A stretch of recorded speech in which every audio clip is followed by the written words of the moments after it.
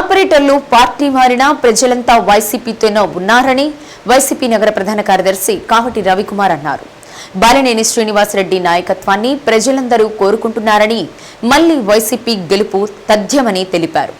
నగరంలోని 48వ డివిజన్కు చెందిన సంచార జాతికి చెందిన 170 మంది బాకా బ్రదర్స్ వారి మిత్ర బృందం ఆధ్వర్యంలో బాలినేని నివాసానికి వచ్చి శాసనసభ్యులు బాలినేని శ్రీనివాసరెడ్డికి మద్దతు తెలిపారు. వారికి వైసీపీ కండువాలు కప్పి పార్టీలోకి ఆహ్వానించారు.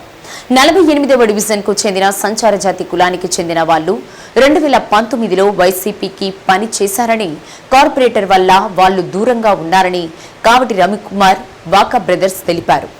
వైసీపీ గెలుపు ఖాయమని, బాలినేని విజయం తథ్యమన్నారు. కార్యక్రమంలో బాకా రమేష్ రెడ్డి, బాకా శివారెడ్డి, ఎర్రజర్ల రమేష్, ముల్లంగి రవీంద్రారెడ్డి, కుండ శ్రీనివాసరెడ్డి, మేడగం కృష్ణారెడ్డి, పెదాల రమేష్ తదితరులు పాల్గొన్నారు.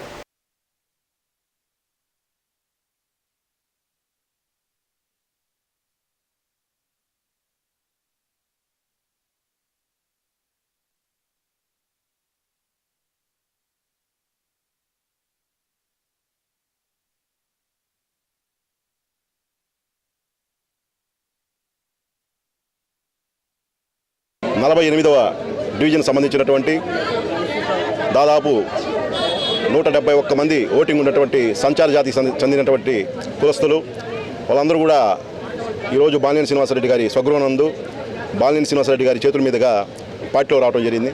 వీళ్ళు గతంలో 2019లో మరి వైఎస్ఆర్సీపీలో ఉండడం జరిగింది. కాకపోతే అక్కడ నెలకొన్న పరిస్థితులు, అక్కడ స్థానిక కార్పొరేటర్ వల్ల అతని ఆగడాలు తట్టుకోలేక సహించలేక వీళ్ళంతా కొంచెం మనస్తాపానికి గురై కొంతకాలంగా గత 2-3 సంవత్సరాలుగా పార్టీకి దూరంగా ఉన్నారు.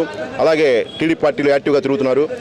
మరి ఏదైతే రాత్రి ఓల్డ్ స్క్రాబ్ ఏదైతే వెళ్ళిపోయిందో ఆ స్క్రాబ్ వెళ్ళిపోయిన తర్వాత మరి ఆ డివిజన్ సంబంధించినటువంటి వీళ్ళందరూ కూడా మాకు పట్టిన పీడ శని విరగడైపోయింది, అందుకని మేము మళ్ళీ మా సొంత గుటికి వెళ్తున్నామని చెప్పి ఆనందంతో సంతోషంతో రాత్రి బాకా బ్రదర్స్ అయినటువంటి బాకా శివారెడ్డి, రమేష్ రెడ్డి గారికి తెలియజేయడంతో మరి వారి మిత్రబృందం రమేష్, రవీంద్రారెడ్డి వీళ్ళందరూ కలిసి వీళ్ళ ఎవరైతే ఉన్నారో ఈ సంచార జాతికి సంబంధించినటువంటి వీళ్ళందరినీ కూడా దాదాపుగా ఈ రోజున 70-80 మందిని వాసన ఇంట్లో పార్టీలో చేర్చడం జరిగింది.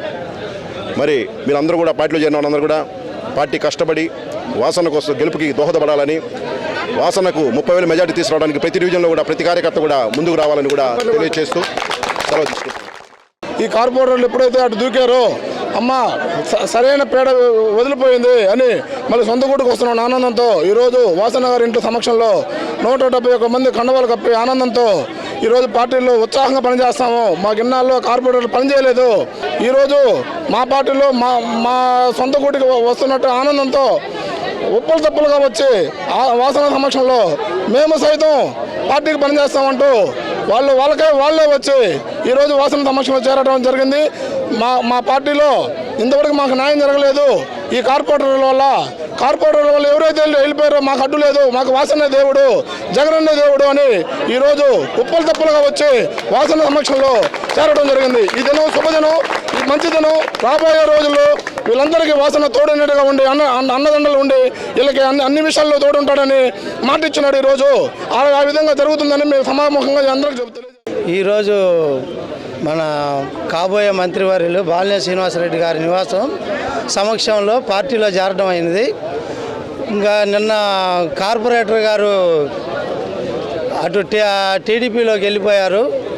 వెళ్ళటం వల్ల వాళ్ళకి నచ్చక ఇటు చేరారు. ఇది శుభపరిణామంగా అనుకుంటున్నాను.